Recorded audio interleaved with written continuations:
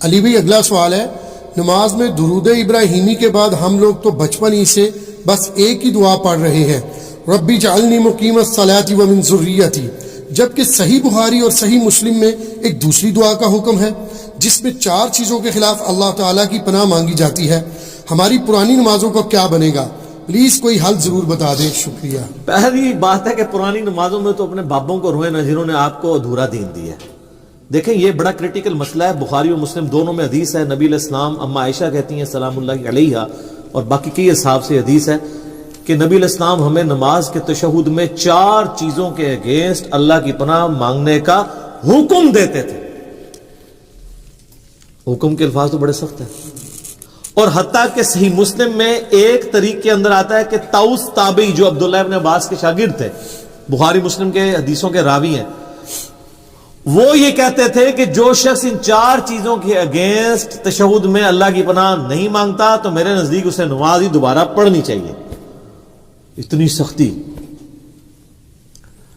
تو بھول چک معاف ہے، پہلے جو کچھ ہو چکا وہ معاف ہے۔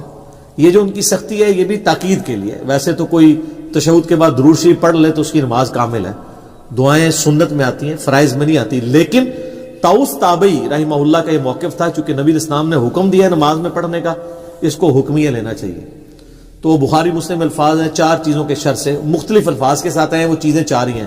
اللہم انی اعوذ بک من عذاب جہنم ومن عذاب القبر ومن فتنة المحیا والممات ومن شر فتنة المسیح الدجال، یعنی جہنم کے اگینسٹ اللہ کی پناہ، عذاب قبر کے اگینسٹ اللہ کی پناہ، زندگی اور موت کے فتنے کے اگینسٹ اللہ کی پناہ، اور دجال جس کا دجل سے ایمان والوں کو اللہ ہی بچائے، آمین ثم آمین، اس کے اگینسٹ اللہ کی پناہ۔ یہ 4 چیزوں کے شر کے اگینسٹ۔ باقی یہ بات صحیح ہے کہ بخاری شریف میں الفاظ ہیں جب تم تشہد میں درود شریف پڑھ چکو اس کے بعد جو چاہو اپنے رب سے مانگو، اس کے تحت صرف یہ دعا نہیں، یہ دعا تو ہے ڈیٹم لیول پہ کمپلسری، اس کے بعد آپ کو جو دعائیں یاد ہیں کتاب و سنت میں عربی زبان کے اندر دعائیں معصورہ ان کو کہتے ہیں، وہ پڑھیں۔ مثلا ایک دعا تو آپ ضرور پڑھیں جو بخاری مسلم دونوں میں کہ نبی علیہ السلام نے، انس بن مالک کہتے ہیں اور کوئی دعا پڑھیں نہ پڑھیں، یہ دعا آپ نے زندگی بھر نہیں کبھی چھوڑی۔ اللہم ربنا آتنا فی الدنیا حسنہ وفی الآخرۃ حسنۃ وقنا عذاب النار۔ اس سے پرفیکٹ دعا ہی کوئی نہیں ہے۔ اے اللہ مجھے دنیا میں بھی بھلائیاں عطا فرما اور آخرت میں بھی بھلائیاں عطا فرما، اور سب سے بڑی بھلائی آخرت کی کیا؟ وقنا عذاب النار، آگ کے عذاب سے بچا۔ یہ اس سے بڑی کوئی دعا نہیں ہے، اور سب دنیا کے ہر کام کے لیے یہی دعا ہے۔ کسی کی اولاد نہیں ہو رہی تو یہ ہے، کسی کی نوکری کا ایشو ہے یہ ہے، کسی کو بیماری کا ایشو ہے یہ ہے، بھلائی ہے نا۔ اور مسلم شریف میں بڑی پیاری حدیث ہے، ایک صحابی کے بارے میں آتا ہے صحیح مسلم میں کہ وہ اتنے کمزور ہوئے گویا کہ چڑیا کی طرح ان کا ڈھانچہ ہو گیا، تو نبی علیہ السلام ان کی عادت کے لیے گئے، آپ کو اندازہ ہو گیا کہ اس نے کوئی کام ڈالا ہوا ہے۔ آپ فرمایا تو اللہ سے کیا مانگتا ہے؟ اس نے عرض کیا اللہ کے رسول میں تو اللہ سے یہ مانگتا ہوں کہ اے اللہ جو تو نے مجھے آخرت میں عذاب دینا ہے نا دنیا ہی میں دے لے۔ ہوئے اب سبحان اللہ، کیا تم اللہ کے عذاب کو برداشت کرنے کی طاقت رکھتے ہو؟ یہ تم کیوں کہہ رہے ہو کہ اے اللہ جو مجھے آخرت میں عذاب دینا دنیا میں دے لے؟ وہ دنیا میں بھی اللہ کا عذاب تو کوئی نہیں برداشت کر سکتا، اور تمہیں تو چاہیے تھا تم دعا کرتے اللہم ربنا آتنا فی الدنیا حسنہ وفی الآخرۃ حسنہ وقنا عذاب النار۔ یا ہم ایسے صوفیاء کہتے ہیں کہ ان کو جوئیں پڑی رہتی تھی، کوئی جو نیچے گرتی تھی پھر اوپر رکھ لیتے تھے۔ یہ گند مند دین نہیں ہے اسلام۔ اسلام میں تو یہ ہے کہ آپ نے اللہ سے بھلائیاں مانگنی ہے، تو نبی علیہ السلام کا بھلائی مانگتے، صحابہ کہتے ہیں اس نے وہ دعا پڑھی، وہ اس طرح صحیح ہو گیا جیسے ایک چوزا جب پیدا ہوتا ہے اس کے بعد میں پر نکل آتے ہیں زندہ ہو جاتا ہے، وہ اس طرح وہ اپنی بیماری سے باہر نکل آیا۔ یہ دعا اپنے تشہد میں پڑھے۔ اچھا ایک اور دعا ہے جو سیدنا ابوبکر نے حضور سے مانگ کے لی ہوئی ہے، دیکھ لیں صحابہ کرام تو مانگتے بھی تھے، تو کیا مانگتے تھے؟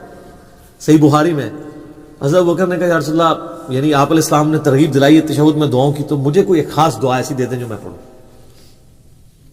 تو آپ صلی اللہ علیہ وآلہ وسلم نے ان کے لیے دعا ان کو تعریف فرمائی، اللہم انی ظلمت نفسی ظلما کثیرا ولا یغفر الذنوب الا انت فاغفر لی مغفرۃ من عندک وارحمنی انک انت الغفور الرحیم. یہ وہ دعا پڑھتے تھے. اس کے علاوہ بھی کئی دعائیں ہیں. رب اجعلنی ضرور پڑھیں. میں تو بلکہ کہتا ہوں رب اجعلنی مقیم الصلاۃ ومن ذریتی ربنا وتقبل دعا. اس میں ماں باپ کے لیے اولاد کے لیے دعا ہے. ایک اسپیسیفکلی اپنے ماں باپ کے لیے دعا کریں جو قرآن میں اللہ نے حکمن کہی ہے, رب ارحمہما کما ربیانی صغیرا. اے رب ان دونوں پہ رحم فرما جس طرح بچپن میں انہوں نے مجھ پہ رحم کیا تھا. یہ دعا پڑھیں. اور سر ایک اور دعا بھی یاد ضرور کریں. میں نے بڑی دفعہ اس کی ترغیب دلائی ہے, خدا کے لیے اب اس کو سیریس لیں. مشکات شریف میں 748 نمبر حدیث ہے. یہ مجھے زبانی یاد ہو گیا ہے نمبر بتا کے, ترمذی کے حوالے سے. جامعہ ترمذی میں سورہ صاد کی تفسیر میں یہ آیت ہے, یہ والی حدیث ہے. مشکات میں کتاب المساجد چیپٹر میں پہلی جلد میں 748 نمبر حدیث ہے. نبی علیہ السلام نے جب اللہ کی خواب میں زیارت کی تھی تو انہوں نے اللہ تعالیٰ سے وہ دعا مانگی تھی. جب نبی علیہ السلام کو اللہ نے کہا مانگ, کیا مانگتا ہے, تو آپ نے کہا اللہم انی اسألک فعل الخیرات وترک المنکرات وحب المساکین وان تغفر لی وترحمنی وَإِذَا أَرَدْتَ فِتْنَةَ فِي قَوْمٍ فَتَوَفَّنِي غَيْرَ مَفْتُونٍ أَسْأَلُكَ حُبَّكَ وَحُبَّ مَن يُحِبُّكَ وَحُبَّ عَمَلٍ يُقَرِّبُنِي إِلَى حُبِّكَ. کیا پرفیکٹ دعا ہے. یہ تشہد میں ضرور پڑھا کریں, بلکہ سجدے میں پڑھا کریں. صحیح مسلم میں حدیث ہے کہ انسان سجدے میں سب سے زیادہ اپنے رب کے قریب ہوتا ہے, لہذا خوب دعائیں مانگا کرو. اور اما عائشہ کے الفاظ ہیں بخاری اور مسلم میں کہ نبی علیہ السلام سجدے اور رکوع دونوں میں ایک دعا مانگا کرتے تھے, سبحانک اللہم وبحمدک, سبحانک اللہم ربنا وبحمدک اللہم اغفر لی. یہ بخاری مسلم میں رکوع اور سجدے کی تسبیحات کے ساتھ یہ بھی مانگتے تھے. ایک تو مسلم شریف میں حدیث ہے نا کہ آپ نے رکوع میں سبحان ربی العظیم پڑھنا ہے اور سجدے میں سبحان ربی الاعلی 3 دفعہ. اس کے بعد بخاری مسلم میں یہ تسبیح بھی ہے. ایک اور تسبیح صحیح مسلم میں سبوح قدوس رب الملائکۃ والروح. اور سجدے میں دعائیں بھی مانگے. اور ایک دعا تو میں نے آپ کو کئی بار بتائی ہے, ہماری کامیابی کا جو راز ہے, اصحاب کہف کی دعا, ربنا آتنا من لدنک رحمتا وہیئ لنا من امرنا رشدا. اے رب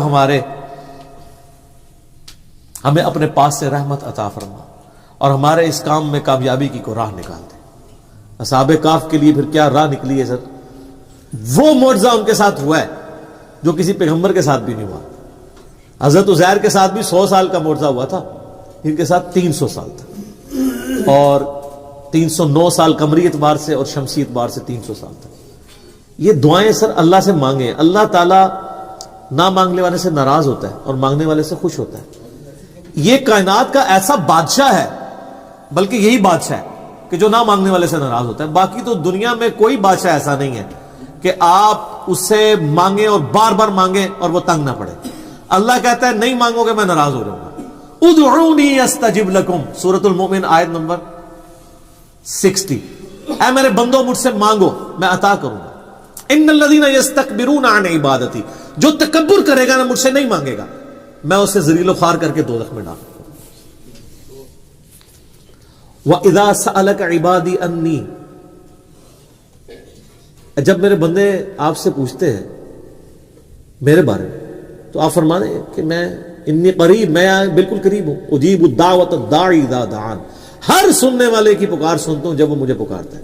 لیکن شرط ہے فلیستجیبوا لی, تم بھی میرا حکم مانا کرو, ولیؤمنوا بی, اور مجھ پہ ایمان لاؤ جیسا کہ حق ہے تاکہ تم کامیاب ہو جاؤ. تو دعائیں یاد کریں, زیادہ سے زیادہ اللہ سے مانگیں.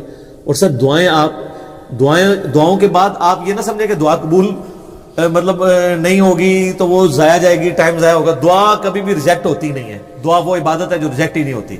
جامعہ ترمذی میں مسند احمد میں ہے کہ جب کوئی دعا کرتا ہے وہ کبھی بھی ریجیکٹ نہیں ہوتی مسلمان کی. یا تو جو مانگا وہ دے دیا جاتا ہے, یا اللہ تعالیٰ اس کے اگینسٹ کوئی بہتر نعمت بدل دیتا ہے, یا پھر قیامت کے دن کے لیے اسے ایز اے عبادت سٹور کر دیا جاتا ہے اور پھر اس کا اجر قیامت میں ملے گا. سنن نسائی الکبریٰ میں حدیث موجود ہے نا, جو وضو کے بعد پڑھ لے سبحانک اللہم وبحمدک اشہد ان لا الہ الا انت استغفرک واتوب الیک, تو اللہ تعالیٰ فرشتوں کہتا ہے بس اس کو سٹوریج میں ڈال دو, اس کا تو اجر اب قیامت میں ملے گا. اتنا بڑا اجر. وضو کے بعد کی ایک یہ دعا بھی ہے جو محفل سے اٹھنے کی دعا بھی ہے, اور جو فرض نماز کے بعد کی بھی دعا ہے اور جو ہمارے گرین کارڈ پہ بھی ڈلی ہوئی ہے. 3 موقعوں پہ یہ دعا ہے. ایک دعا 3 مواقع, اور دوسری وہ دعا ہے جو صحیح مسلم میں اشہد اللہ الہ الا اللہ وحدہ لا شریک لہ واشہد ان محمدا عبدہ ورسولہ. تو جنت کے 8 دروازے اس کے لیے کھول دیے جائیں گے, جس مرضی دروازے سے چاہے وہ داخل ہو. تو اب رہا پرانی نمازیں, تو سر پرانے بزرگوں کو رو, ویسے رو کوئی نہیں یار, خوشیاں مناؤ. یہاں لوگ پرانی چیزوں کو روتے ہیں. یار آپ شکر نہیں ادا کرتے کہ جن کو آپ اتنا بڑا سمجھتے تھے وہ تو مارے گئے تھے. جو آپ اپنے آپ کو کچھ نہیں سمجھتے تھے, اللہ نے آپ کو کہاں گندے نالے سے اٹھا کے کہاں پر پہنچا دیا. تو بزرگوں کے غم پہ اپنی آخرت کی خوشی کو ترجیح دے. یہ میرا گولڈن کوٹ لے جائے. بزرگ بابوں کے غلط سکھانے کے غم پہ اور جو ان کے ساتھ ہو رہی ہوگی اس گمراہی پھیلانے پہ, اس کے غم پہ ترجیح دیں اس خوشی کو کہ میں بچ گیا. ٹھیک ہے. یعنی ہمیں لوگ کہتے ہیں نا جی آپ نبی الاسلام کی وفات کا غم کیوں نہیں مناتے؟ سر نبی الاسلام کے آنے کی خوشی اور آپ کے ذریعے جو ہمیں ہدایت اور ہمیشہ کی کامیابیاں جنت کی مل گئی ہیں وہ ان کے جانے کے غم پہ بھاری ہے. اگر غم بھاری ہوتا نا تو صحابہ کرام پھر رومن اور پرشین امپائر نہیں اکھاڑ سکتے تھے, وہ غم ہی لے کے بیٹھ جاتے. ان کو پتا تھا کہ نبی علیہ السلام نے جو اپنا فرض ہے وہ ادا کر دیا, انہوں نے دنیا سے جانا تھا, وہ چلے گئے ہیں. اب ہماری ذمہ داری ہمیں دے گئے ہیں. جو بخاری مسلم میں یوم النہر کا خطبہ بھی ہے کہ آپ نے منا کے میدان میں کہا تھا کہ جو اللہ نے مجھے پیغام دیا تھا میں نے تم تک کیا پہنچا دیا؟ سب نے کہا پہنچا دیا, حق ادا کیا. آپ نے فرمایا اللہم اشہد اللہم اشہد اللہم اشہد. پھر کہا کہ اب تمہاری ذمہ داری ہے کہ اس کو لوگوں تک پہنچانا, اور دیکھنا بسا اوقات جس کو بات پہنچائی جا رہی ہوتی ہے وہ زیادہ یاد رکھنے والا ہوتا ہے بنسبت اس کے جو پہنچا رہا ہوتا ہے. اور محدثین جب یہ حدیث پڑھا کرتے تھے تو کہا کرتے تھے صدق رسول اللہ. اوئے ہائے ہائے, رسول اللہ نے سچ کہا تھا. آج دیکھ لیں دین تو نکلا عرب سے تھا, لیکن یہ 6 کتابیں جو آپ کے سامنے رکھی ہیں ان میں کوئی بھی عربی نہیں ہے.